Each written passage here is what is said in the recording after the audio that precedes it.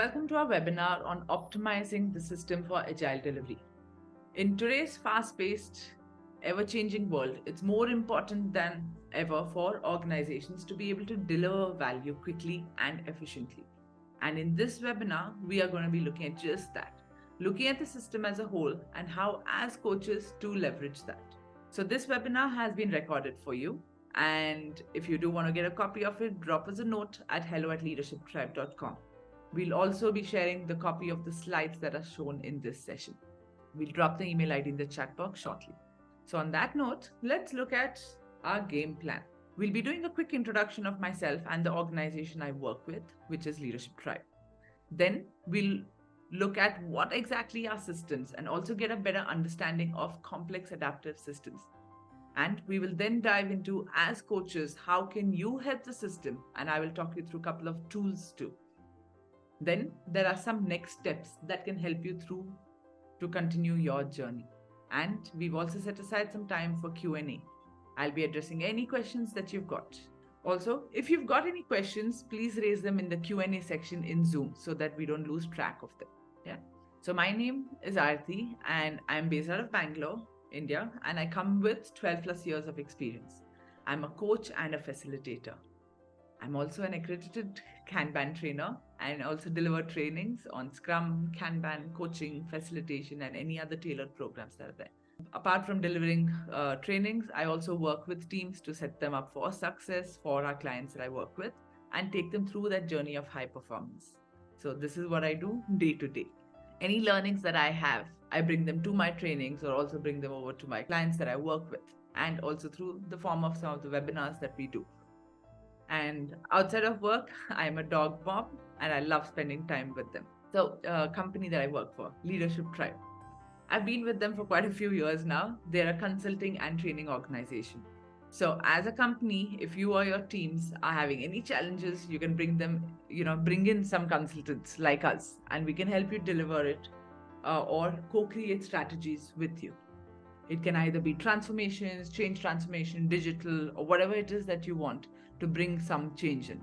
You can reach out to us for further questions or support that you need. So let's kick it off our session. And I'm going to start off with, what is a system? So there are various different definitions of what a system is if you go onto Google or any of these search platforms that are there. So the definition that I would like to highlight is that a system is a group of interacting, unrelated, or interdependent parts that form a complex, unified whole with a specific purpose. And here are a couple of examples to understand systems, quite easy ones.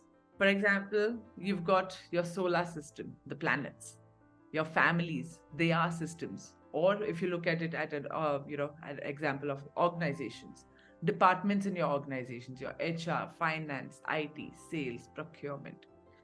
So in your own time, I would like you to have a think about what are your systems looking like at your workplace, the network of interdependent services that are there. So let's dive a little deeper and look at systems thinking. So systems thinking is a holistic approach to understanding how the world works. It recognizes that everything is interconnected and interdependent, and that we cannot understand any one thing without considering its context, right? So systems thinking is used in many different fields, including business management, science, engineering, and different arenas. It can be used to solve complex problems that are there. So some of the key principles of systems thinking are that systems are whole. Systems as a whole. The whole is greater than the sum of its parts, is what we say. This means that we cannot understand a system by simply studying its individual components. We need to consider how the components interact with each other. Systems are dynamic. Systems change over time. Their behavior is, unpredictable and it's emergent, meaning that it cannot be predicted from the behavior of the individual components itself. And lastly, systems are interconnected. Systems are part of larger systems. For example, if you look at your human body, it is a system that is part of another larger ecosystem of the earth, right? So when we study a system, we also need to consider its interactions with other systems that are there. So here is one model that I want to highlight to you briefly. Okay, you're not just looking at the tip of the iceberg, but the whole picture that's there. This iceberg model can be used to understand how the different subsystems within an organization are connected and interact with each other. So let's take a quick example. Imagine a large organization, okay, and it's having a challenge. Let's call the organization Tech Inc. It's having a challenge. Its customer satisfaction ratings are declining. This is the event level of the iceberg. Using the iceberg model, we can drill down below the surface to identify the underlying causes of this problem. So then we're looking at the pattern level. We may notice that customer satisfactions have been declining steadily for the past year. This is maybe suggesting that there's a deeper pattern at play. Then there is a structural level. We may discover that the company's customers support system is understaffed and it's overwhelmed. The structural problem is contributing to the pattern of declining customer satisfaction also. Then you've got the mental models that we're looking at, the mental model level. What we might also find is that the company's employees have a shared mental model that prioritizes maybe product development over customer support. This mental model is contributing to the structural problem of understaffing that's there in the customer support. So this example, the iceberg model, it's helping us to see that the declining customer satisfaction ratings, it's not just an isolated problem. There are symptoms of a deeper structural problem that's there, which itself is caused by sharing of the mental models within the organization. So this is one tool that one can use, the iceberg model. So I want to then bring in systems thinking approach.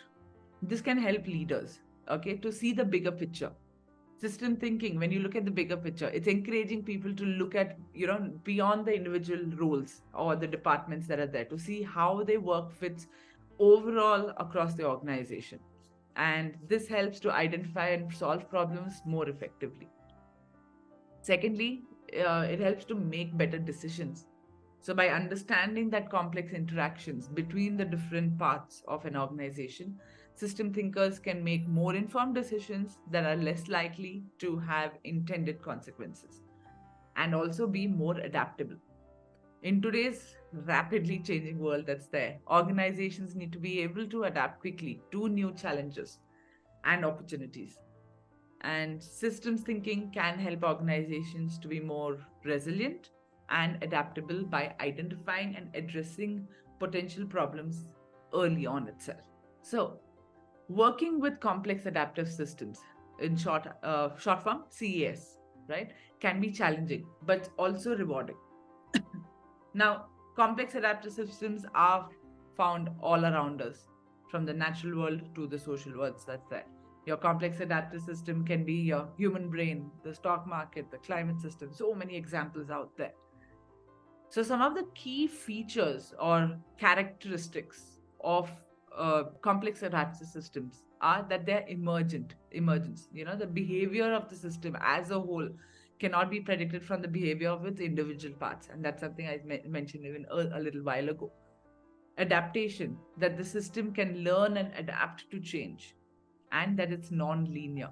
The relationship between the system's inputs and the outputs, it's non-linear, meaning that small changes in the inputs can lead to larger changes in the outputs.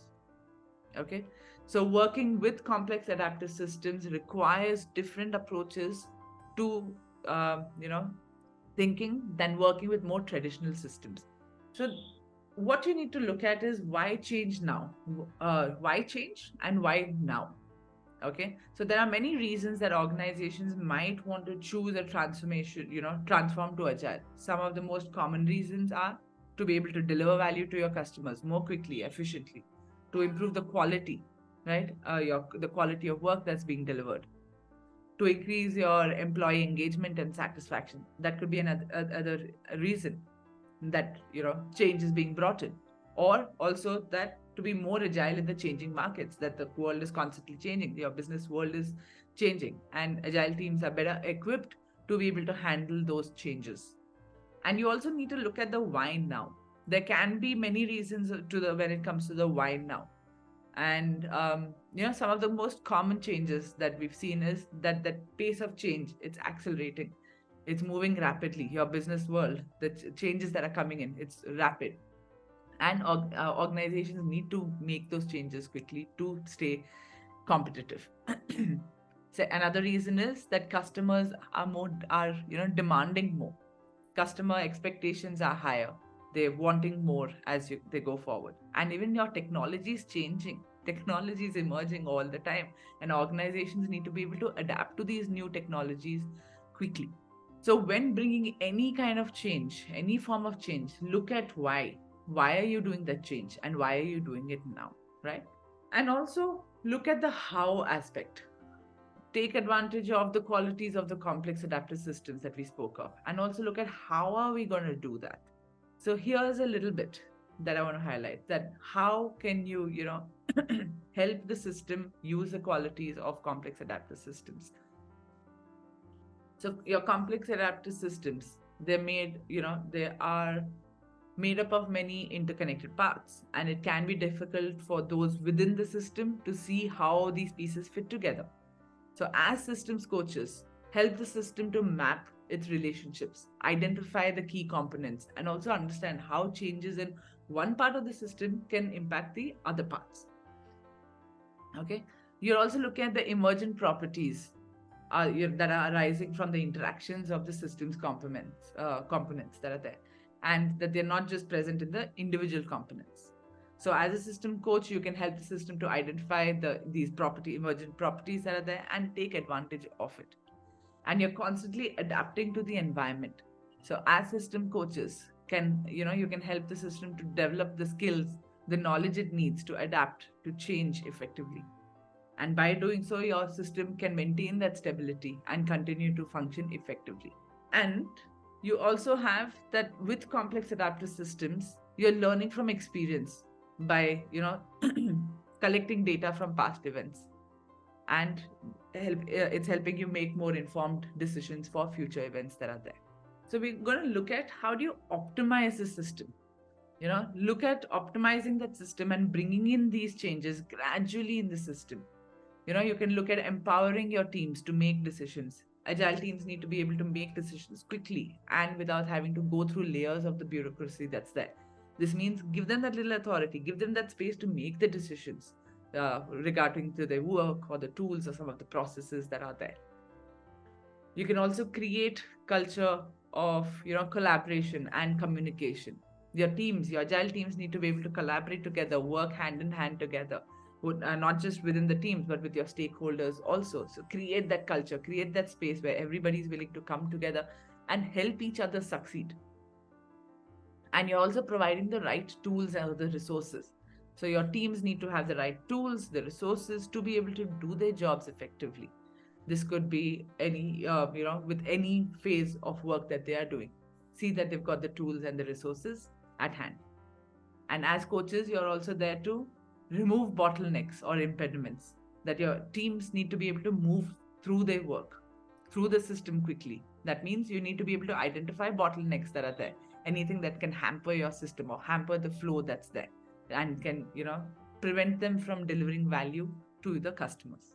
So this is a topic I really like, which is flow.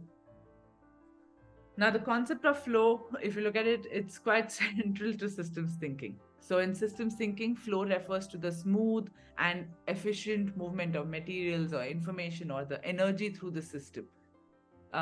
In Taoism, flow is a state of effortless action and harmony within the natural world. So, as change agents, right, you are playing a critical role in ensuring this flow in the system. You're identifying and removing bottlenecks or blockages that are there. You are promoting collaboration and communication with your teams, and you're creating that culture for continuous improvement, right? You're constantly improving and delivering better. And there are ways to do it, which is where you're deliver frequently in iterations, small chunks at a time, right? You can deliver your end-to-end workflows using various tools. You can also look at reducing your cycle times or improving that quality of your work or the releases that are there. Visualization, so important. And one of the famous tools out there is your Kanban boards. You visualize your work and manage the flow that's there. And you are also holding regular retrospectives to be able to identify and address areas for improvement. So remember, few tips here. Start small. Don't try to change everything at once. Start by identifying one or two areas where the system can be improved and focus on those. Get buy-in from your stakeholders. It's important to get that buy-in from all your stakeholders, including your management, your customers, and other teams, before making any changes in the system. Thirdly, maybe measure and track progress. It's important to measure and track your progress so that you can see what's working, what's not working. Data is important. It helps. And be patient. It takes time to optimize the system for your delivery. Don't expect to see results overnight. So to bring any kind of change in, as change agents, as coaches, one is spending a lot of, most of your time in these different arenas of coaching, facilitation, teaching, mentoring, and you're continuously learning on the go too. So our advice is that you continuously practice these skills to get better and better at your craft. Here's one little tool that you can use, or you can use this to log the hours. So this is an example actually that you can use to log your hours on the time you're spending in practicing and honing your skills for coaching, mentoring, facilitation, training. So let's look at some next steps. So that is, if you're ready to, look at how can you work with your systems, or what more do I need to, or where all I can hone my skills further. We've got a development path and some recommendations. Yeah. So at Leadership Tribe, we offer a range of ICHL accredited courses from various tracks: Agile coaching, Enterprise Agile coaching, agility in leadership, and these are to name a few. We've got more offerings which you can look at our website, www.leadershiptribe.com. So we've got a couple of courses coming your way, and this is our boot camp, which starts in December. Now, this bootcamp is the Agile Coach Bootcamp, which consists of the Agile Team Facilitation course and the Agile Coaching course. So it's a dual certification.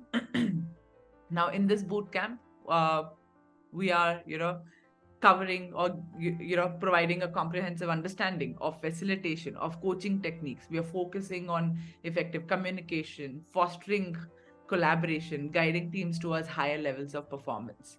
It's a really fun course to be part of. So do reach out to us for more information. And there's another one. Since we were talking about systems today, we've got a course called Systems Coaching. This is also an IC Agile accredited course. Now, this is designed to help coaches and leaders to improve their ability to work with complex adaptive systems. It's recommended for professionals who are, wanting to deepen their skills on agile team coaching, enterprise coaching, and also any of these leadership tracks that are there. So during this course, you're learning to apply systems thinking and coaching to agile teams and organizations. So reach out to us if you want to know more about what the learning outcomes look like. Our website also has more of that information at hand. So, to know more, to be able to book your seats, drop us a note at hello@leadershiptribe.com, or you can directly go over to our website, www.leadershiptribe.com, and register directly. And on that note, this brings us to the Q&A. Let's have a look at the Q&A section and answer any questions that you have.